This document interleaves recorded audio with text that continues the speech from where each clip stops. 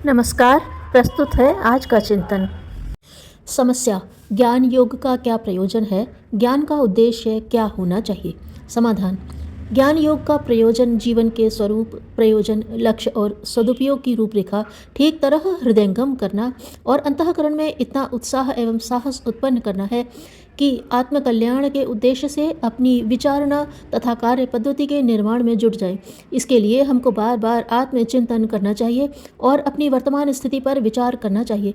यह भी विचारना चाहिए कि बोलने, सोचने, पढ़ने, उपार्जन, गृहस्थ, शिक्षा, चिकित्सा, वाहन, मनोरंजन आदि की जो सुविधाएं किसी भी प्राणी को नहीं मिली, केवल मनुष्य को ही भगवान ने क्यों दी? यदि अकारण दी होती तो वह पक्षपाती कहलाता और समस्त जीव जंतु परमात्मा से शिकायत करते कि अकेले मनुष्य को ही वे लाभ क्यों दिए। इस प्रश्न का उत्तर एक ही है कि परमात्मा ने मनुष्य को अपने प्रतिनिधि एवं सहयोगी के रूप में इसलिए सृजा कि वह उसके संसार को अधिक सुंदर, सुव्यवस्थित, सुगंधित, समुन्नत बनाने में उसका हाथ बटाए। यदि अतिरिक्त सुविधाएं मनुष्य को प्राप्त हैं तो वे उसी महान उद्देश्य को पूरा कर सकने के साधन मात्र हैं। इनको तृष्णा, वासना की पूर्ति में नहीं, वरन निर्वाह मात्र के लिए आवश्यक न्यूनतम उपभोग करके अपने भौतिक और आत्मिक साधनों को विराट ब्रह्म के लिए, विश्व मानव के लिए नियोजित करना चाहिए।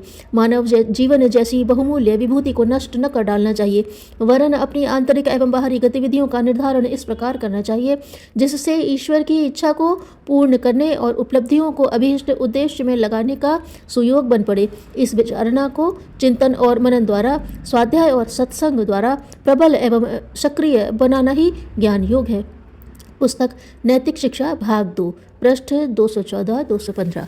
समस्या: देव मंदिरों में देव आत्मा की प्रतीक प्रतिमा का दर्शन किस प्रकार करें जिससे कि वह सार्थक माना जाए?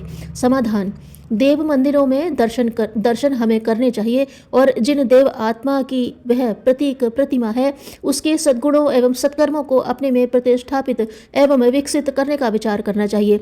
वह विचार इतना भावपूर्ण प्रेरक हो कि देवता की विशेषताएं जीवन में उतारने की प्रेरणा प्रस्तुत करने लगे तो समझना चाहिए कि देव दर्शन हुआ। हनुमान जी का दर्शन करके ब्रह्मचर्य, सत्य पक्ष की निस्वार्थ सहायता, दुष्टता के दमन में अपने प्राणों तक की बाजी लगा देना जैसी विशेषताएं अपने भीतर बढ़ानी चाहिए। भगवान राम के दर्शन करने हो तो माता पिता के प्रति श्रद्धा, भाइयों के प्रति सौहार्द, पत्नी के प्रति अनन्य स्नेह, दुष्टता से जूझने का साहस और भगवान कृष्ण के दर्शन करने पर मित्रता निभाना, असुरता से लड़ना, रथवान जैसे कामों को भी छोटा न मानना, गीता जैसी मनोभूमि रखना आदि श्रेष्ठ तत्वों को हृदयंगम करना चाहिए। शंकर जी से सहिष्णुता, उदारता, त्याग भावना, सूर्य से तेजस्वी एवं गतिमान रहना, दुर्गा से प्रतिकूलताओं के साथ साहसपूर्वक जूझना, सरस्वती से ज्ञान का अविरल विस्तार करना जैसे गुणों की प्रेरणा प्राप्त की जा सकती है। यह प्रेरणा जितनी ही प्रबल होगी, देवदर्शन उतना ही सार्थक माना जाएगा। यदि इस प्रकार से कोई गुण चिंतन न किया गया और उन विशेषताओं को अपने जीवन में बढ़ाने के लिए कोई प्रयत्न न किया गया तो फिर किसी प्रतिमा के दर्शन मात्र से स्वर्ग जाने या मनोकामनाएं पूर्ण होने जैसी मान्यता बना बैठना असंगत ही होगा। देखने का लाभ तो है पर इतना नहीं जितना लोगों ने मान रखा है। अत्युक्ति सर्वथा अनुपयुक्त ही होती है। पुस्तक दर्शन तो करें पर इस तरह, पृष्ठ 24-25।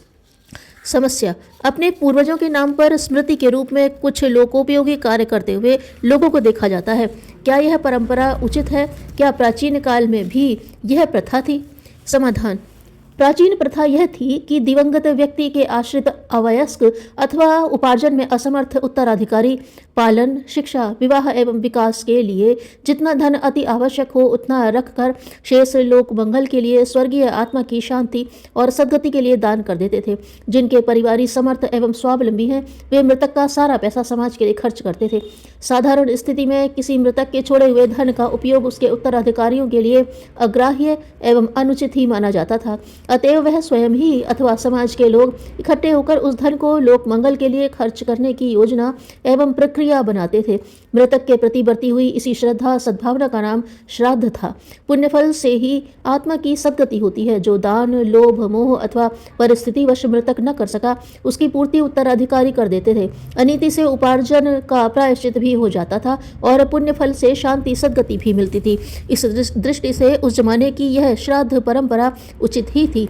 तथ्य सदा शाश्वत और सनातन होते हैं, वे आज भी उतने ही उपयोगी एवं उचित ही हैं। उत्तराधिकार में प्रचुर धन पाना अब भी औचित्य की दृष्टि से अनुपयुक्त है, इसलिए सरकार मृत्यु टैक्स आदि लगाकर उसे वापस समाज के लिए मांग भी रही है। कई उदार व्यक्ति अपने पूर्वजों के नाम पर स्मृति के रूप में कुछ लोकोपयोगी कार्य भी करते देखे जाते हैं। यह स्वस्थ परंपरा अति उचित, न्यायानुकूल एवं प्रशंसनीय है। नैतिक शिक्षा भाग 2 पृष्ठ 65-66। समस्या, वृद्धावस्था को जीवन का स्वर्णिम अवसर किस प्रकार सिद्ध किया जा सकता है? समाधान, वृद्धावस्था का सबसे सुंदर उपयोग तो इसमें है कि जन कल्याणकारी परमार्थिक प्रवृत्तियों में अपनी समस्त शक्तियों को लगा दिया जाए। अपनी पारमार्थिक रुचियों एवं प्रवृत्तियों का क्षेत्र व्यापक और विविधताओं से युक्त बना लेना तथा उसमें निमग्न हो जाना चाहिए।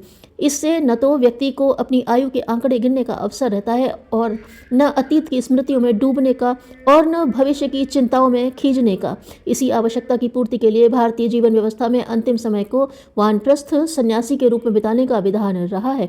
वृद्धावस्था में मनुष्य जीवन का प्रवाह एक नदी की धारा की तरह होना चाहिए, जो हिमशिखरों से पतली धारा के रूप में तीव्र वेग से निकलता है और अनेक धाराओं को अपने अंक में समेटती है। सामने आए रोड़ों को टक्कर मारकर हटाती है तो कभी नया रास्ता ग्रहण करती है, फिर मैदान में बहती है, धरती की प्यास बुझाती है, अंत में शत शत धाराओं में विभक्त हो गंभीरता के साथ विराट समुद्र में प्रवेश करती है।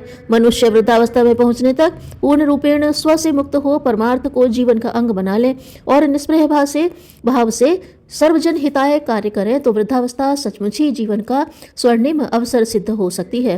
पुस्तक सार्थक एवं आनंदमय वृद्धावस्था, पृष्ठ 40। लोक मंगल के लिए पद नहीं, श्रेष्ठ भावना चाहिए।